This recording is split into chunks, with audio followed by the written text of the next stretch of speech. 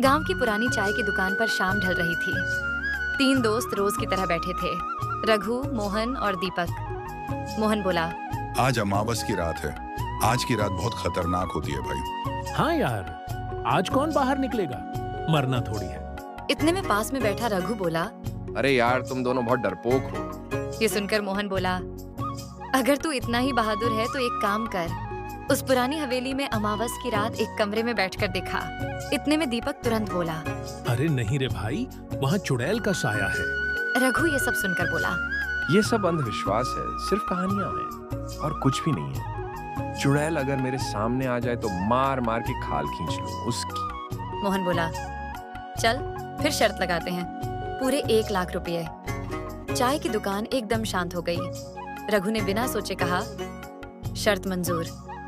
अगले दिन पूरे गांव में चर्चा फैल गई। लोग कहने लगे, कोई उस हवेली से सुबह वापस नहीं आया। कहते थे कि अमावस की रात एक औरत हवेली के कमरों में घूमती है। रघु ये सब सुनकर चुपचाप आगे बढ़ गया।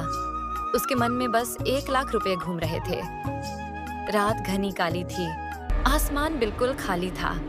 रघु हवेली में चला गया। हवेली ऐसी लग रही थी जैसे आज भी कोई वहां रहता हो। वह सीधा हवेली के उस कमरे में पहुंचा जिसे लोग भूतिया कहते थे। कमरा आज भी आलीशान था, जैसे कोई इसकी देखरेख करता हो। पूरा कमरा शांत था, इतना शांत कि रघु को अपनी सांसों की आवाज सुनाई दे रही थी। अचानक छन छन, जैसे किसी के पायल की आवाज। रघु चौंक गया। आवाज फिर आई, लेकिन कमरा खाली था। रघु ने इसे अपना वहम समझा और बेड पर बैठ गया। तभी कमरे में किसी औरत की धीमी आवाज गूंजी। रघु के रोंगटे खड़े हो गए। उसने चारों तरफ देखा, कोई नहीं था। हवा अपने आप ठंडी हो गई।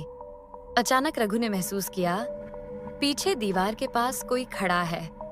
जैसे ही उसने मुड़कर देखा, वहां कोई नहीं था। फिर उसने देखा, कमरे के कोने में एक औरत खड़ी थी। लंबे खुले बाल, चेहरा साफ दिखाई नहीं दे रहा था। औरत बोली, क्यों रे लड़के, तो तू यहाँ पर शर्त जीतने के लिए आया है? रघु कुछ बोल नहीं पाया। औरत धीरे धीरे आगे बढ़ी और वो बोली, यहाँ आने की कीमत चुकानी पड़ती है। रघु के यहाँ पैर आने जम की गए। कीमत चुकानी पड़ती है। अचानक एक पल में सब कुछ रुक गया। कोई आवाज नहीं, कोई परछाई नहीं। कमरा फिर से खाली था। रघु जमीन पर बैठ गया। सुबह हो चुकी थी, लेकिन हवेली वैसी ही थी जैसी रात में थी। पुराने बरगद के पेड़ के नीचे मोहन और दीपक बैठे थे। रघु वहां पहुंचा। उसका चेहरा पीला पड़ा था। मोहन ने पूछा, कैसे हो रघु भाई? कैसी रही तुम्हारी हवेली में रात? डर वर तो नहीं लगा ना? रघु ने धीरे से कहा, पैसे मत देना, बस दोबारा उस हवेली की बात मत करना। उसी वक्त दूर से एक औरत की हल्की हंसी सुनाई दी। तीनों चुप हो गए। कुछ जगहें शर्त से नहीं, हिम्मत से भी नहीं, किस्मत से बची जाती है। दोस्तों, क्या आपने कभी ऐसी अनोखी शर्त लगाई है? कमेंट में जरूर बताएं। और वीडियो अच्छा लगा तो वीडियो को लाइक कर देना और चैनल को सब्सक्राइब जरूर कर देना।